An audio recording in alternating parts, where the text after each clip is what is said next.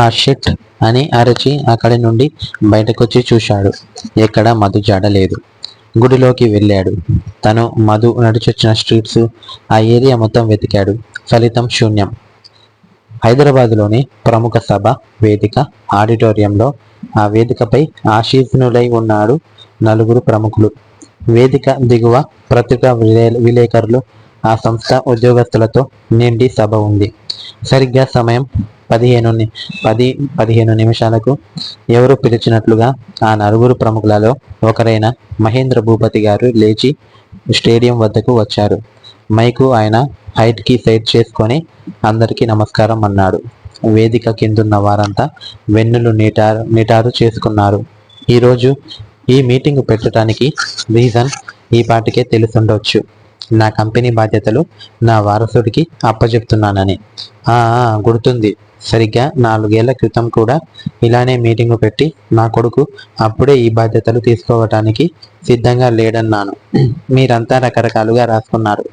మా కంపెనీ ఎంప్లాయీసే నా వెనుక చెవులు కొరుక్కున్నారు. ఈ రోజన్నా వస్తాడా అనేది మీ మనసులో మెదిలే మొదటి ప్రశ్న, అవునా? అందుకే ఈరోజు అవుట్లెట్ బ్రాంచెస్ నుంచి కూడా ఎంప్లాయీస్ వచ్చారు అని చిన్నగా నవ్వుతూ మైకు పక్కకి పెట్టి ఫోన్ చూసుకున్నాడు. ఈ లోపులోనే ఆడిటోరియం మొత్తం గుసగుసలు మొదలయ్యాయి. ఒక రిపోర్టర్ అయితే ధైర్యం చేసి అడిగేశాడు కూడా, ఆ మెసేజ్ మీ అబ్బాయి నుండా సార్ అని ఉత్సాహంతో.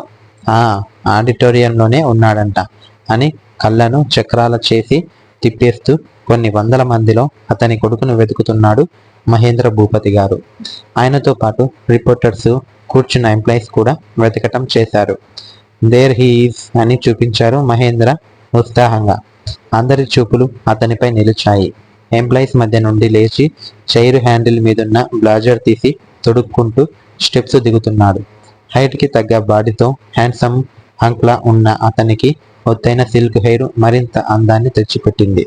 దాన్ని ఒక చేత్తో వెనక్కి అనుకుంటూ ఊరగా పక్కకి చూసి సైడ్ స్మైల్ చేశాడు. పాల మేగడ లాంటి మేనిఛాయ, ట్రిమ్ చేసిన బియర్డ్తో మ్యాన్లీగా ఉన్న అతను అప్పటికే అతివల మనసులను కొల్లగొట్టేశాడు. ఇక ఈ షార్ప్ ఐస్తో లవ్లీగా చూసి స్మైల్ చేసేసరికి శ్రీజాతి మొత్తం అలా పడుంది అంతే.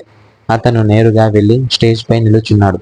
స్టెప్స్ దిగి వెళ్ళేప్పుడు హుందాతనం, ఆడవారి దగ్గర చురుకుతనం ఎంతైతే ఉందో పెద్దవారి ముందు వినమ్రత కూడా అంతే ఉంది. వీడే నా వారసుడు, ఆదిత్య భూపతి, మధురిమ టెక్స్టైల్ ఇండస్ట్రీకి CEO అనగానే ఆడిటోరియం మొత్తం